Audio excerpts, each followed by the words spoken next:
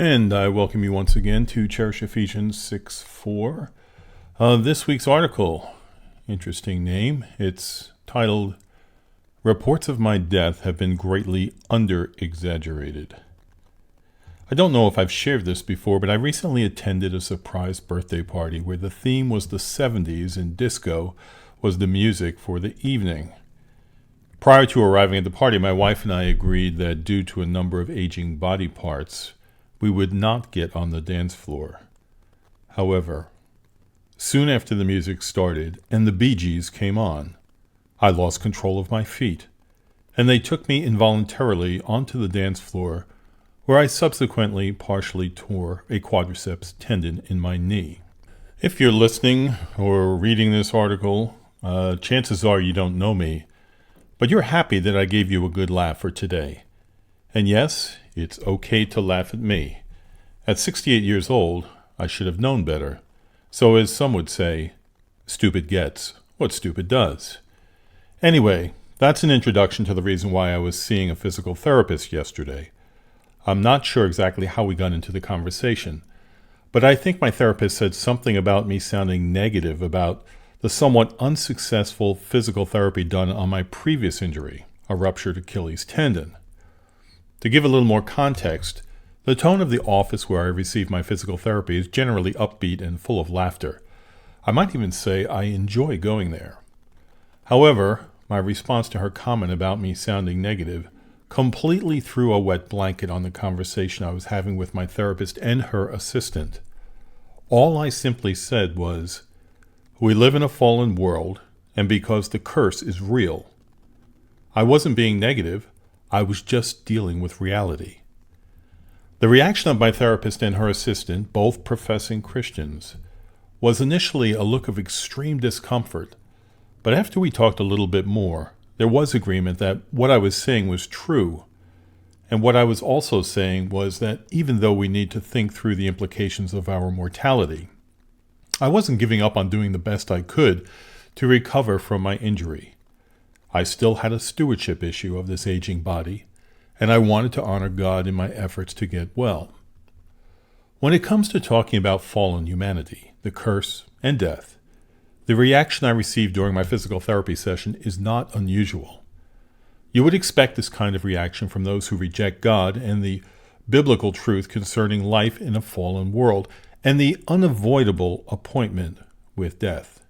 However, it is unfortunate that many Christians have the same reaction. I think it's helpful to talk about why that may be so. First, I do want to say that there's nothing sinful about not wanting to deal with the thoughts of losing someone you love in this life. For example, I believe my daughter's, quote, "let's not talk about that," unquote, instant response to me talking about dying over the years was rooted in her not wanting to think about her life without me. But when we become very uncomfortable when someone talks about death in general, I think we need to go a little bit deeper. Why is it that we can enjoy planning for our financial security or a vacation trip that we're going to go on, but so many people avoid planning for death and beyond? Why is it that the hardest kind of decision to make is the one to purchase life insurance? Is it possible we don't talk about death and heaven because it threatens our life here? Is it possible we can't imagine something better than the lives we lead now? Is it possible we are not truly believing Jesus when he said he has gone to make a place for us, and in that place we will be in the presence of God forever? I want to introduce a new thought to you, and it may sound a little bizarre to you at first, but I think it is true. You will recall that God told Adam and Eve that if they ate from one forbidden tree, they would die. Of course, we know that they did go ahead and disobey God, and because he is perfectly holy and just and can never lie, he executed the sentence that he had promised. Yet they did not die immediately. In giving time to them and us by extension as their children, God was gracious and had a perfect purpose in doing so. Even though the sin of Adam and Eve deeply marred God's creation and his relationship with his creatures, He initiated an immediate plan of salvation to ultimately restore what he had created and make a way for us to be reconciled to him through his Son, the Lord Jesus Christ.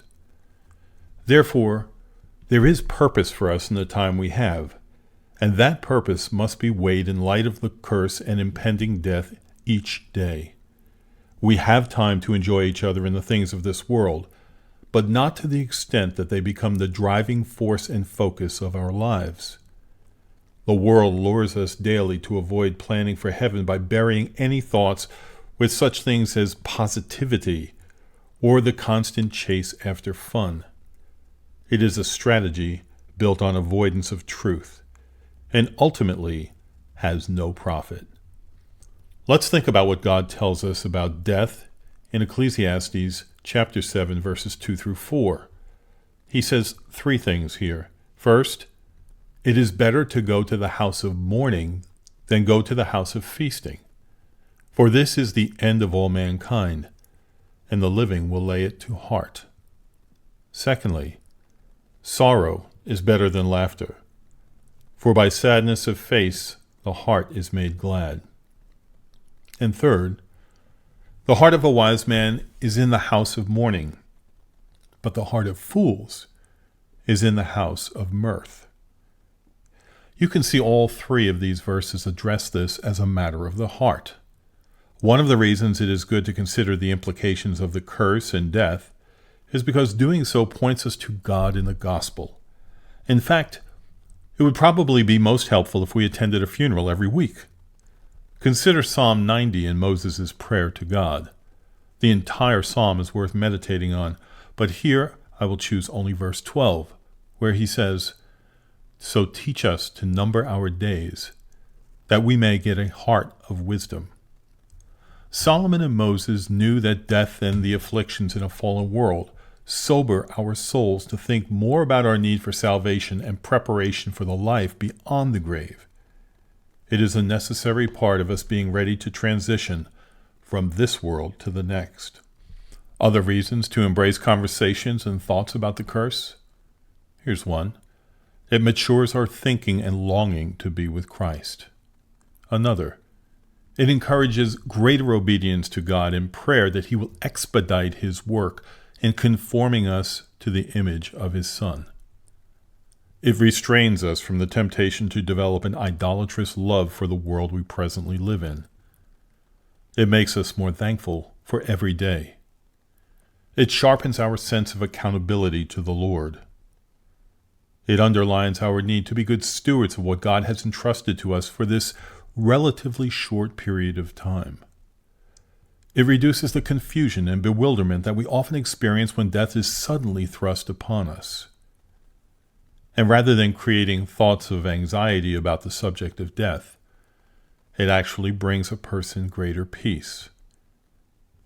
And finally, it prepares us to be better witnesses of God's grace to a watching world when we enter into that phase of soon leaving this world for the next.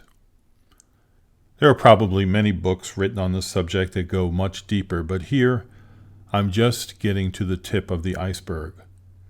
I hope you can see that there is great good in not just following the crowd that avoids the topic, but rather embracing the truth about this fallen world, the curse, and death. God is certainly glorified when we think about all of our life in such a way where every thought is held captive for our good and his glory. These thoughts are the ones that force our minds back to the gospel and our absolute dependence on God's mercy and grace. Thanks for listening in, and I hope to see you next time.